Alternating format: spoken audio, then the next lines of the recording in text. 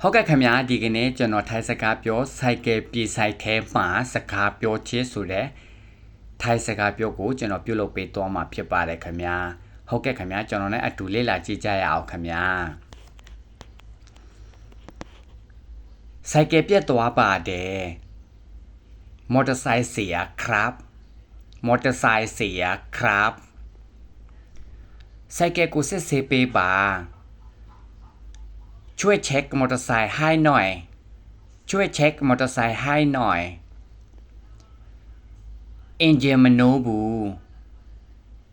เครื่องสตาร์ทไม่ติดเครื่องสตาร์ทไม่ติดเบรกได้มาเกาโดบูเบรกไม่ค่อยดีเบรกไม่ค่อยดีซีโยเนบาเดน้ำมันรั่วน้ำมันรั่ว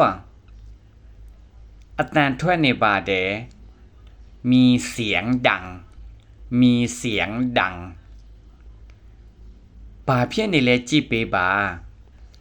ช่วยดูให้หน่อยว่าเป็นอะไร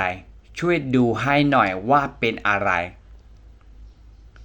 เปเล่าจ่ามาเลยใช้เวลานานไหมใช้เวลานานไหมဒီနေ့ပြီးနိုင်မလားวันนี้เสร็จไหมวันนี้เสร็จไหมပြေค่าไปเล่าจ้ามาเลยค่าซ่อมเท่าไหร่ค่าซ่อมเท่าไหร่အပူပစ္စည်းလဲရမလား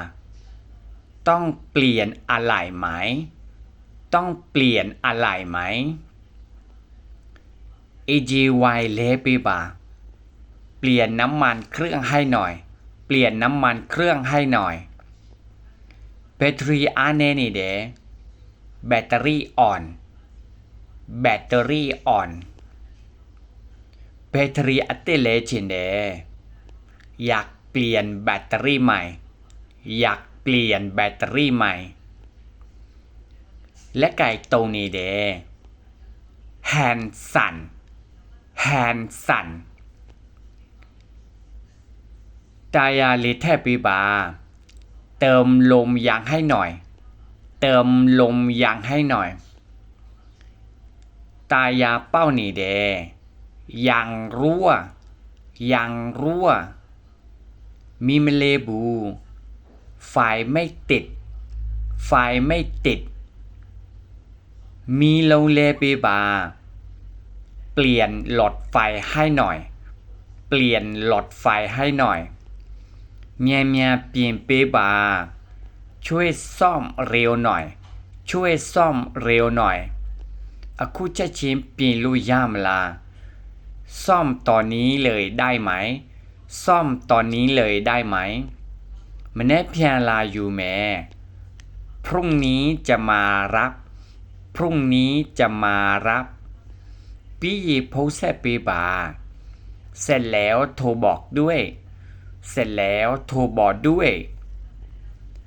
อามาการชีลามีประกันไหมมีประกันไหมเจซูเตมบาเดขอบคุณครับขอบคุณครับဟုတ်ကဲ့ခင်ဗျာဒီကနေ့ကျွန်တော်ထိုင်စကားပြောစိုက်ကယ်ပြည်ဆိုင်ထဲမှာစကားပြောချင်းဆိုတဲ့ထိုင်စကားပြောစာကြောင်းကိုကျွန်တော်ဒီလောက်နဲ့အဆုံးသတ်မှာဖြစ်ပါတယ်ခင်ဗျာရေကျင်းစီရစာကြောင်းအဆုံးမှာအမျိုးသားဆိုရင်ครับအမျိုးသမီးဆိုရင်ခထည့်ပြောပါခင်ဗျာဟုတ်ကဲ့ခင်ဗျာကြည့်ရှုသူများထိုင်စကားပြောလေ့လာရေးမှာအစီပြပါစေခင်ဗျာ